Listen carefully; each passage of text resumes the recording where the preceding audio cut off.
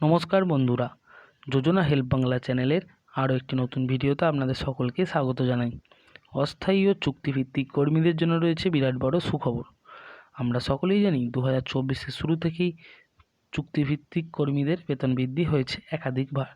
লোকসভা ভোটের আগেও হয়েছে, লোকসভা ভোটের পরেও হয়েছে। আবারও চুক্তিভিত্তিক কর্মীদের বেতন ও পেনশন বৃদ্ধি সংক্রান্ত নয়া আপডেট দিল রাজ্য সরকার।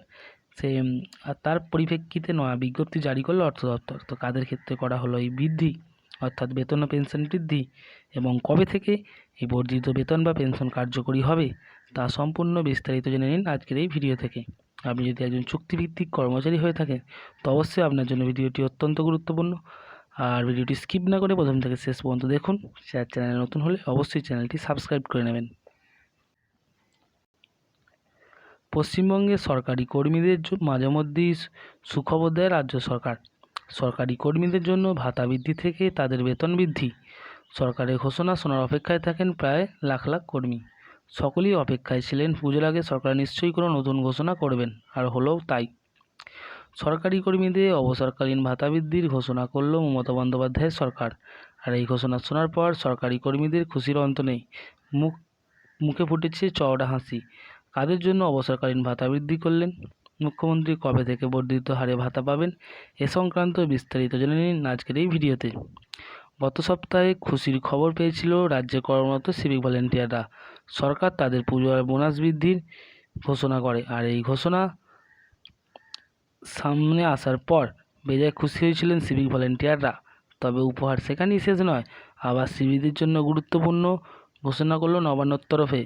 এই পদে কর্মরত জন্য অবসরকালীন ভাতার বৃদ্ধির সিদ্ধান্ত নিল কলকাতা সহ সারা রাজ্যে বিভিন্ন প্রান্তে কর্মরত সিভিক ভলেন্টিয়ারদের পূজার বোনাস বৃদ্ধির ঘোষণার পর এবার ভাতা বৃদ্ধিরও জারি করা হলো নতুন নয়া বিজ্ঞপ্তি।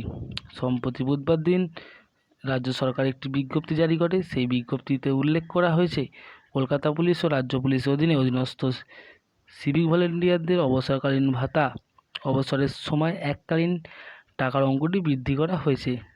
এখন প্রশ্ন আসে যে সিভিক ভলেন্টিয়ারদের অবসরকালীন টাকা কত বেড়েছে। সাধারণত এতদিন সিভিক ভলেন্টিয়াররা অবসরের সময় পেতেন 3 লক্ষ টাকা মতো, কিন্তু এবার সেই অঙ্কটা বেড়ে দাঁড়ালো 5 লক্ষ টাকা। একবারে এক ধাক্কায় 5 লাখ টাকা, অর্থাৎ 2 লাখ টাকা বেড়েছে। অর্থাৎ অবসরকালীন ভাতা বাড়ল প্রায় 40%। অবসর গ্রহণের পর সিভিক ভলেন্টিয়াররা 5 লক্ষ টাকা পাবেন। যদিও এই বিষয়টিকে কেন্দ্র করে শুরু হয়েছে রাজনৈতিক চর্চা। পরপর দিয়ে আলাদা ঘোষণার মাধ্যমে সিভিক ভলেন্টিয়ারদের পূজার বোনাস অবসরের সময় এককালীন অর্থের পরিমাণ বৃদ্ধি করার সিদ্ধান্তের মধ্যে রাজনৈতিক উদ্দেশ্য দেখছেন অনেকেই। তো গত বছর থেকেই সিভিক ভলেন্টিয়ারদের পূজার বোনাস নিয়ে তৈরি হয়েছিল বিতর্ক। প্রাথমিকভাবে নবান্নর তরফে নির্দেশিকা জারি করে জানানো হয় সিভিক ভলেন্টিয়াররা পুজোর সময় কত টাকা বোনাস পাবেন, আর সেই নির্দেশিকা সামনে আসতেই শুরু হয় বিতর্ক। সিভিক ভলেন্টিয়াররা দাবি তোলেন কলকাতার সিভিক ভলেন্টিয়ারদের 5,300 টাকা হলেও জেলা সিভিক ভলেন্টিয়ারদের বোনাসের পরিমাণ ছিল মাত্র 2,000 টাকা।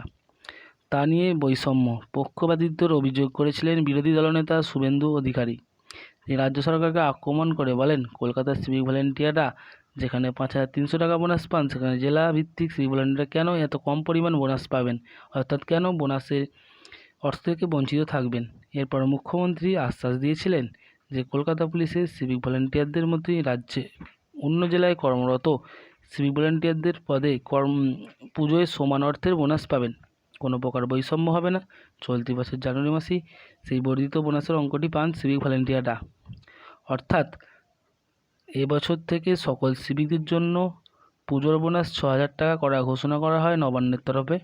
তবে শুধু বোনাস বৃদ্ধি নয়, এর সঙ্গে সিভিক ভলেন্টিয়ারদের অবসরকালীন ভাতা বৃদ্ধির সিদ্ধান্ত নিল রাজ্য সরকার 3 লক্ষ থেকে 5 লক্ষ।